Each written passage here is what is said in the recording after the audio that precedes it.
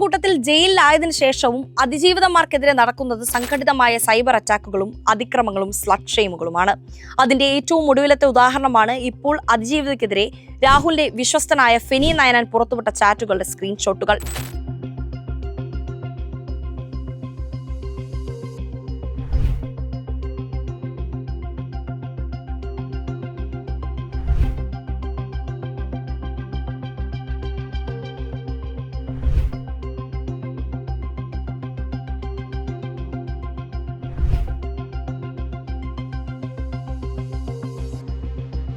ഫെനിയുടെ cyber അധിക്ഷേപം ഇനി പരാതിക്കാർ മുന്നോട്ട് വരുന്നത് തടയാനാണെന്നും വാലും തലയുമില്ലാത്ത ചാറ്റിന്റെ ചില ഭാഗങ്ങൾ മാത്രം പുറത്തുവിട്ടത് തന്നെ അപമാനിക്കാനായിരുന്നുവെന്നും അതിജീവിത. തലയും വാലുമില്ലാത്ത കുറച്ച് ചാറ്റുകൾ മാത്രം പുറത്തുവിട്ട് എന്നെ പീഡിപ്പിച്ച ഒരാളെ വീണ്ടും എനിക്ക് 3-4 മണിക്കൂർ കാണണം എന്ന് പറയുമ്പോൾ എന്നെ സ്ലക്ഷ്യം ചെയ്യണം എന്നൊരു ഉദ്ദേശത്തോടുകൂടി മാത്രമാണ് അത് പുറത്തുവിട്ടെന്നാണ് എനിക്ക് മനസ്സിലായത്.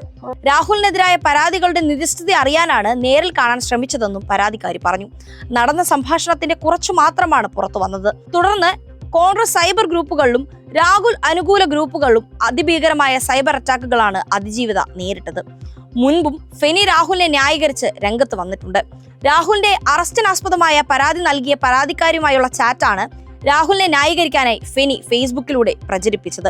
ഈ പരാതിയിലും രണ്ടാമത്തെ ബലാത്സംഗ പരാതിയിലും ഫെനി നയനാന്റെ പേര് പരാമർശിച്ചിരുന്നു. രാഹുലുമായുള്ള ബന്ധവും താൻ ഗർഭിണിയാണെന്ന വിവരവും ഫെനി നയനാൻ അറിയാമെന്ന പരാതിക്കാരി മൊഴി നൽകിയിരുന്നതാണ്.